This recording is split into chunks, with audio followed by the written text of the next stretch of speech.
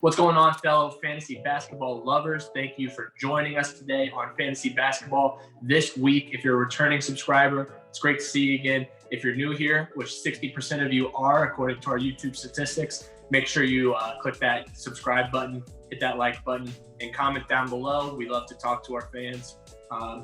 Let's get right into business. Welcome back to Fantasy Basketball this week, presented by District of Buckets. I'm Tyler Castle, and I am with my co-host, Carl Baltimore. And today, we got some juicy news for you. We're going to talk about how the Nets have proven me wrong.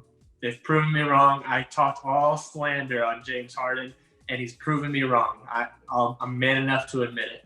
We're going to talk about Rudy Gobert and the Jazz, and Mike Conley and Donovan Mitchell. They're putting it together right now. We're talking about all of that and more, so make sure you stay tuned until the end of the video. We're going to be talking about our waiver wire pickups for this week that you're going to want to have on your roster. Carl, how's it going, man? How's your fantasy team doing? Oh, fantasy team, we're in a battle this week. Took an L last week, trying to get back to 500. At least in that one league. In another league, I'm looking to go, win another game and only have one loss in the season. So, we're kind of getting a bit of both worlds here. But, confident going into the last couple days. Hopefully catch some dubs. How about you? Oh, I'm feeling good, man. I'm leading the league in points scored. I'm in a battle right now with another guy, but I think I got the edge on him this week. We'll see. But I'm feeling good. My team's right. My predictions have been right, aside from Eric Gordon, 5-point performance yesterday. But my predictions are looking good. I feel like a fantasy basketball guru, and I'm ready to spread the knowledge to the people. So let's get right into it. Let's start out with our shout-outs for the week. My first shout-out goes to LeBron James, the man, the myth, the legend, the multiple-time MVP, multiple-time champ. LeBron James, he balled out this week. He had a 96 fantasy point performance or something like that. Listed as questionable every game, doesn't matter. Left ankle sprain, doesn't matter. I'm playing the game. I'm getting buckets, especially with Anthony Davis we use the term slump lightly when we talk about Anthony Davis, but the slump that Anthony Davis is in, LeBron is carrying that load. Oh, man. Let's roll the LeBron 96 fantasy point clip. Roll it. So much off the court, too, in this area. 3. Yes, sir! I guess that's the go-to play. Just give it a bit more time. Start looking to go now. Trying to get it in the fridge. LeBron, tough shot. Nothing too tough for the King tonight. Nothing too tough. LeBron was a guy that we were a little worried about at the beginning of the season. We didn't know if he was going to be sitting out back-to-backs. We didn't know if he was going to be putting up quite the numbers he was before. We were confident, but we were a little skeptical. He's proven us right. We just had to wait a little bit. LeBron James had an incredible season. If it weren't for Embiid and Jokic having incredible seasons, he's another MVP candidate. He's always an MVP candidate. Shout out LeBron.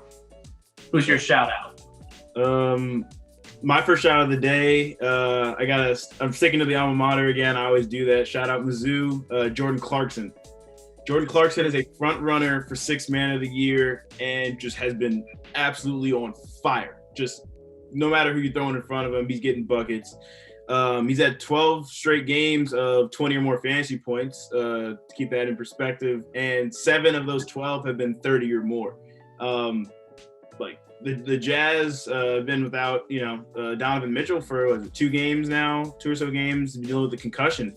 And a lot of those guys have stepped up. And Jordan Clarkson, who's already been having a great year, just took it to another level the last couple games. Just love to watch him play. He's so much fun. If you get the chance to watch Jordan Clarkson play, please tune in. When he is on, it is beautiful. Yeah.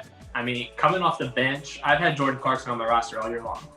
Coming off the bench and being one of the Jazz's leading scorers, which is the Jazz are one of the best teams in the NBA right now, the best record in the NBA. That's something to be proud of.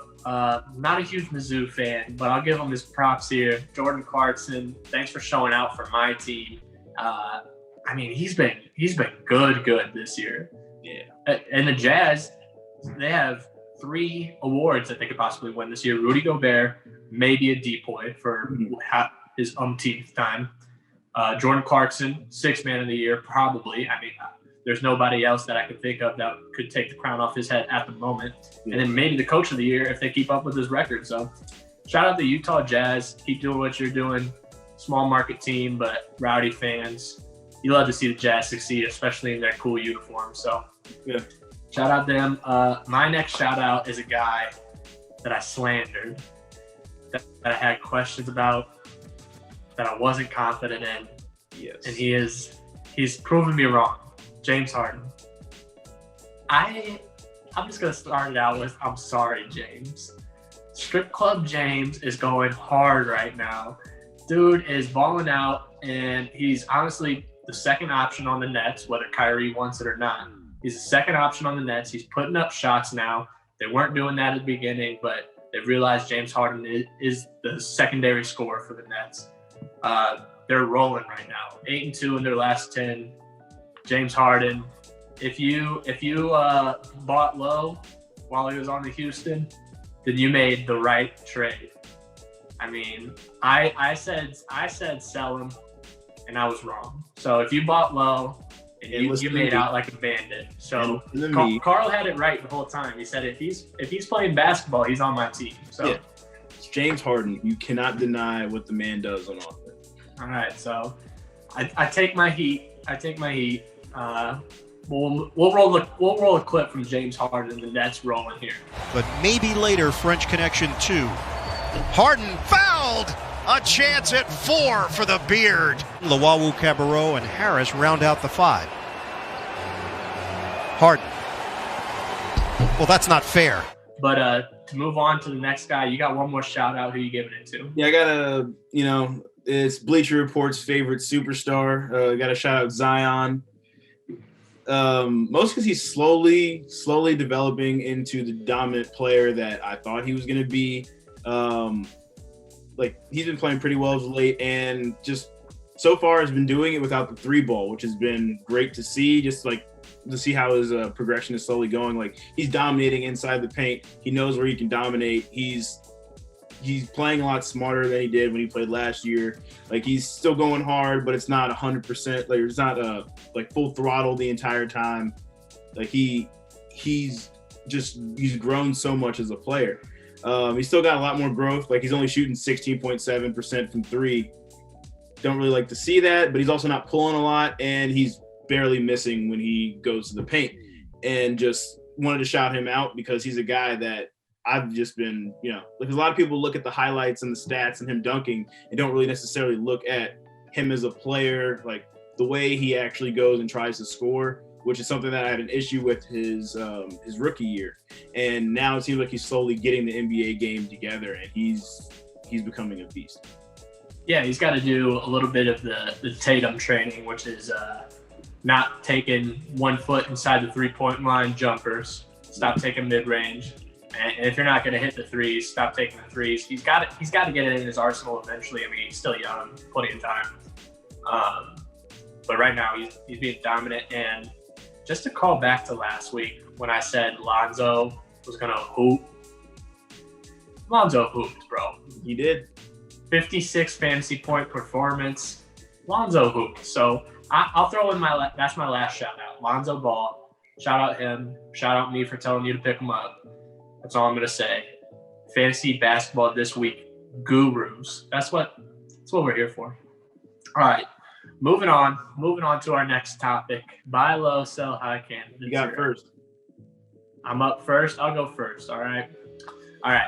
The first guy that I'm selling high on, DeLon Wright. DeLon Wright has been hooping for the Detroit Pistons, but he's been like a roller coaster this year. This last week, he's been really, really good, and a lot of analysts have been really high on him. I'm not as high on him. So after this last week with a couple 40-point, 50-point performances, I'm saying sell high on DeLon Wright, because eventually, in my eyes, that's a guy that's going to end up on the waivers. You're going to end up on the waivers again because of low-scoring performances. But what do you think, Carl? How do you feel about DeLon Wright? I'm gonna agree with you on this one. It's definitely a guy that I'm not. I just don't like to have that variance in the games, in my lineup. So he's a guy that I'm looking to get rid of. Yeah, especially when you're sharing the ball with the GOAT, the unarguable GOAT, Derrick Rose. Roll the Derrick Rose little acrobat clip from this week. That guy, he still got it. Yeah, he still got it. Shout out D-Rose. And then my BuyLow candidate, the Washington Wizards, the turnover king, Russell Westbrook. Good one. Russell Westbrook is playing some of the worst basketball he's ever played in his entire career. The Wizards in general, playing some of their worst basketball. Bradley Beal's carrying that team, and Russell Westbrook seems to be. I don't know if he's got the. He's got the juice at the moment. He is injured, so he's been dealing with a quad, which is why I would also add on to the buy low, because a lot of people are giving up on him, probably thinking it's just, it's not just his play. It's that he can't really play his style 100% right now because his quad's messed up. So I'd say go get him now. Yeah, I agree. The dude averaged a triple-double each of the last, 3 seasons now? 2 seasons? 3 seasons?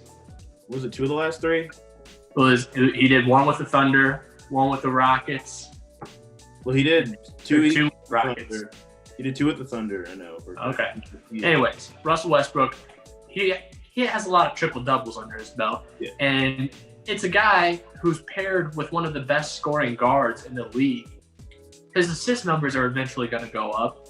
The Wizards need a big man to basically seal off for Westbrook. That's what Westbrook's missing, is a little bit of sealing, so he can get to the rim like he did with the Thunder and with the Rockets. So I'm thinking Westbrook is going to improve as the season goes on, and he's playing some of the worst basketball he possibly can right now. So I'm saying buy low on Russell Westbrook. Carl, who are your buy low, sell high candidates? All right. Buy low, sell high. I'm going right now. So I kind of have a buy low and stash and a kind of fringe / sell guy. But to start with the buy low candidate, Jonas Valanciunas. He was hobbled with an ankle, out with COVID. The Grizzlies have missed a bunch of games. He's a guy that's probably fallen out of the back of people's minds at this point. Still an integral part of that team. Like, they need him. They need him on the boards. They need him just to play big for them. They need him, like, to keep trying to keep pace in the Western Conference. So when he comes back, he's going to be right back and be an integral part of that team. It averages 30.8 fantasy points per game. So even though it's a smaller sample size, you're getting a lot out of him. And right now, if he's been sitting on somebody's bench for now, I want to say a couple weeks, they might be ready to give up on him. So I would go get him now before he comes back, because the Grizzlies are finally getting back to playing games, and Valanciunas is going to be a little bit later, because even though the Grizzlies are back, he's not quite off COVID protocol yet, but he is worth a stash. I would stash him, because once he comes back, you're getting a starting center. Yeah, he's been out since January 16th with COVID protocols, and the day we're recording this is January 30th, and it's said that he's going to sit this game out as well. Yeah. So he's been out for 2 weeks now. Definitely a guy that you need to look at. But to go with that, the Grizzlies will be returning another big man soon, Jaren Jackson Jr. Sir. So it's been said earlier in the month that it's not long before he returns. And it's been a week and a half, 2 weeks since that. So expect a Jaren Jackson return. He's owned in 72% of leagues, ESPN leagues, that is. So if he's available in yours, which he probably shouldn't be in a 10-team league, he should be filling out that IR spot. That's another guy you're going to want to look for on the Memphis Grizzlies. So sorry I interjected there, but who's your other candidate? All right. Other one is also kind of my segue into fringe a little bit, just because he's owned in 14% of leagues.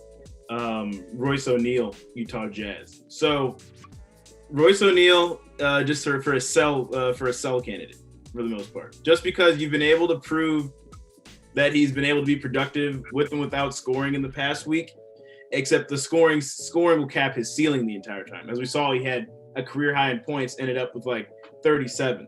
I'm just saying right now to try to pick him up and deal him as an extra nice little piece and maybe a 2-for-1 trade. Not saying that he's someone that you really want on your roster long term, but we all play fantasy sports. There's a sucker in every league. Find the sucker. If you have a solid trade, maybe need a little bit to get over the edge, consider throwing in Royce O'Neal. Maybe if they're not following this or following the season as well as they should be, they may just see those quick numbers and think they have a guy on the rise. Pick him up and use him use him as a trade piece. I will say Royce O'Neal has a very favorable schedule coming up. He plays Denver on Sunday. Sorry, this is kind of messing me up. I got all kinds of work problems going on, so my scheduling is a little mixed up. But he plays Denver on Sunday, and then the 3 games following, he plays Detroit. Not a very good defensive team, although they did just beat the Lakers. They play at Atlanta, another team that's not very good defensively, and then the Charlotte Hornets. So if there was ever a week for Royce O'Neal to succeed, especially with Donovan Mitchell out, this is the week. And with that kind of value coming this week, he could be a sell high candidate after this week. So if that's something you're looking to flip a guy real quick, Royce O'Neal could be a good candidate. I'm not big on Royce O'Neal, but if there was a week for him to provide for fantasy basketball owners, it's the coming week. So that's what we got for buy low, sell high candidates. We gotta move into the juiciest of the juiciest. This is where I finish so strong, Carl. No. No. Oh no, I won't do that every week. I just had to bring it back from last week. I'll actually start us off this time. My waiver wire guy. Our waiver wire picks of the week. First one, Wayne Ellington. Wayne Ellington has secured his 9th straight start with the Detroit Pistons. In his last couple of games, his last 4 games, 37 fantasy points, 36, 32, and 30. Now, I'm usually not very high on people that get a lot of their production from solely points. But Wayne Ellington has proven that he can continue to score for the Detroit Pistons, and he's actually probably the 2nd scoring option behind Jeremy Grant. So Wayne Ellington, he's played big minutes in the last couple of games, 28, 33, 33, 29. So he's playing starters minutes. He's not just out there to fill a spot to start the game. He's playing starter minutes, and he's getting buckets. 17, 20, 17, and 20 in his last 4 games.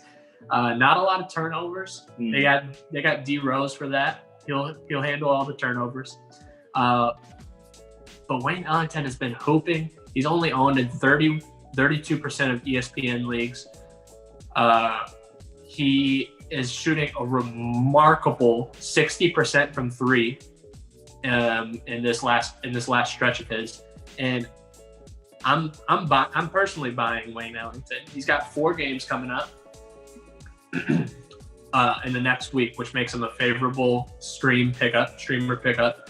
He plays against Denver and Utah, who are Denver's a decent defensive team, and then Utah, they got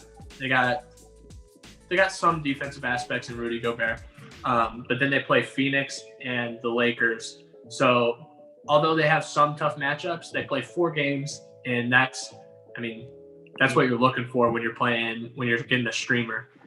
So my first pick, Wayne Ellington. My next pick, Reggie Jackson. Bobby Paul George himself. Yep. Paul George and Kawhi Leonard are out with COVID protocols. Nicholas Batum is not picking up the slack. Patrick Beverly is unavailable because of his knee. Reggie Jackson is getting minutes. In his last 4, he played 20 minutes, not very good, but 39, 37, and 25. In the last 4 games, he has 14 fantasy points, then 53, 33, and 29. He's getting a lot of rebounds and a lot of assists. And if you're watching the game, he's making tough buckets. He's not getting those scrub buckets that a lot of these guys get. He's getting tough buckets for the Clippers. So Reggie Jackson is a guy that I'm picking up off the waivers this coming week. Trying to figure out how many games he played. We're recording this on the wrong day, so everything's messed up. But I know he plays at least 3 games. Let me find out for sure. But he plays against Brooklyn, Cleveland, and Boston in the coming week at least. Carl, how do you feel about Reggie Jackson? Reggie Jackson, I'm always kind of iffy on Reggie Jackson. I'm also kind of biased because there was a John Wall, Reggie Jackson beef at one point back in the day. So, from everything you said, I think he's a good Fringe candidate to pick up. I'm just not too sure with the way that team is. He should pick up a lot of that production that's left with the guys that are missing. So I'm all aboard with you on fantasy aspects for him. Yeah, and I've looked it up. He plays 4 games next week. The Nets, the Cavs, the Clippers, or not the Clippers, the Celtics, and the Kings. Okay. So he's got a couple favorable matchups in there. The Celtics do not allow a lot of points to point guards. Peyton Pritchard locking it down out there. He should be returning soon. I think he was actually available in the last game. So, but the Cavs, Colin Sexton, decent defender, whatever. I'm not too worried about him. Reggie Jackson. That's Kyrie, James Harden. They don't defend anything. And then the Kings, De'Aaron Fox and Tyrese Halliburton are probably the guys you got to look out for. But once again, not incredible defenders. Pretty quick, De'Aaron Fox at least. So I'm picking up Reggie Jackson if he's available in my league, which he is only owned in 13.5% of leagues. Like I said, he's picking up the slack from Paul George, Kawhi Leonard, and Patrick Beverley. So consider Reggie Jackson in your waiver wire streams. Carl, who's your Fringe guys? All right. Number 1, we're doing the Pride. We're starting with the Pride Japan, Rui Hachimura. So I'm a Wizards fan in case you guys haven't noticed watching this show. So, I've seen a lot of pain. I've seen a lot of bad basketball, and that's what the Wizards are doing. It's a staple here at this point. My main thing is Rui Hachimura is coming back. He returned last night, of COVID protocol. He spent 2 weeks dealing with pink eye early in the season.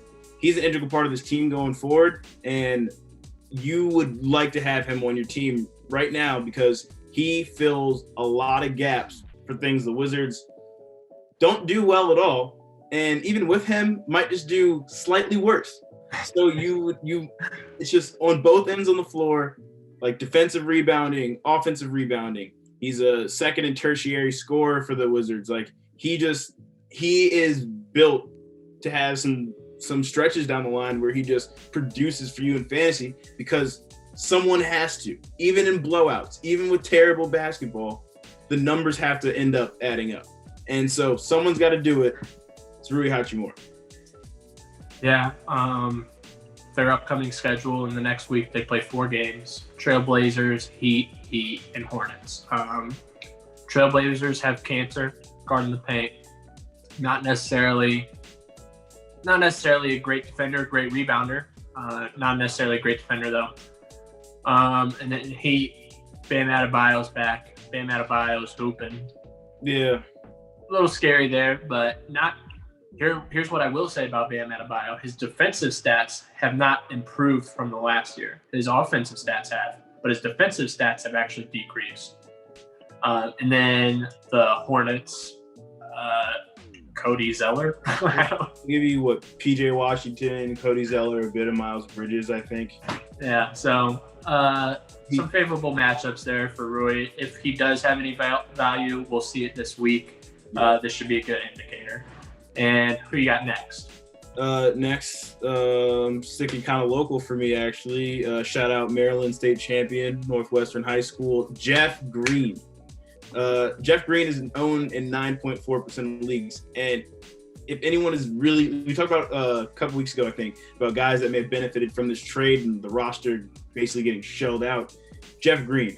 Jeff Green's minutes have seen an uptick since the Harden trade. And so he's had a streak of 9 games of his double-digit, like, scoring. Not fantasy scoring, just scoring. So he's shooting 54.7% from the field. So you have efficient scoring, and then also he kind of fills in a lot of those. It's kind of like what's what my theme is today is guys who kind of fill in gaps for what teams need is a little bit of rebounding here and there. You know, he'll have to help defend. Like, it's not necessarily an ability thing. It's an opportunity thing when it comes with Jeff Green. And this is the best opportunity he'll have probably through the rest of the season, unless they sign, make some other additions. Like, his role is going to grow. And this is the time I'd say to nab him. He's only 9.4%. He also has oh, never mind. I thought he was going to have small forward eligibility, but he doesn't, which kind of sucks. But yeah, he has only 3 games coming up in the next week, and they're against some pretty tough defensive teams. He plays against the Nets play against the Sixers, the Raptors, and somebody else. But if you're looking for a waiver wire pick and need that power forward position filled, Jeff Green could be the guy. I'd probably put him behind some of those guys like Royce O'Neal, like you said, and Roy Hachimura. But he is getting those minutes, and he's playing good basketball. I mean, all of the Nets are. So, yeah, it'll be interesting to see how he does in the coming weeks. But that wraps up our Fringe, guys. Yeah. I mean, I hope you guys have been listening because we've been providing the good info. We've been given some good waiver wire pickups, excluding Eric Gordon, like I said earlier. But we've been trying to help out the people. Yeah. So closing statements for today. Wizards suck. Terrible. Free Bradley Beal. He does not deserve this. And yes, I know he signed the contract, but he does not deserve this. That's it. That's all I've got. All right, you heard it here first. Actually, probably not first. You probably heard it a lot of places. Wizards suck. My closing statements are: shout out Daniel Tice. He's been locking it down for the Celtics. The Tice. Shout out Jaylen Brown. Shout out Jason Tatum. Probable All-Stars this coming year. Love to see it. Shout out Kemba Walker for knowing he's got to take a back seat to the young superstars. Shout out to all of our new subscribers that joined last week. We basically doubled our subscriber count last week. So we really appreciate you guys. We didn't get enough people to comment down below and like the video to do the $20 giveaway. So we're going to do it again. Let's go. If we get 20 likes on the video, we will give out $20. All you have to do, like the video, be subscribed to us, and comment down below. I don't care what you comment. We love talking fantasy basketball, but you can comment about GameStop stocks if you want to do that. You can comment about Dogecoin. I mean, I'm ride to the moon, baby. Hold it. I'm all in. Hold the line. Anyways, we really appreciate all you guys watching. We look forward to continue growing this channel. We're gonna take fantasy basketball this week to the moon. Yeah. We're gonna be a publicly traded stock by the end of the year. Yes, sir. But shout out you guys. That's all I got. Yeah. Just want to add, if you were watching this and get to the end, go follow District of Buckets on Twitter, on Instagram. Putting a lot of good content out there. You should have a all-star voting related blog within the coming days. I really want to get people's opinions. I don't really care if you disagree. I just want you to read it because there's some good stuff in there. That's really all I have to say. Just follow those accounts. You'll be up to date with everything that's going on, and it's a good way to reach out and actually connect to it. For sure. All right. Thanks for watching. Peace out, y'all.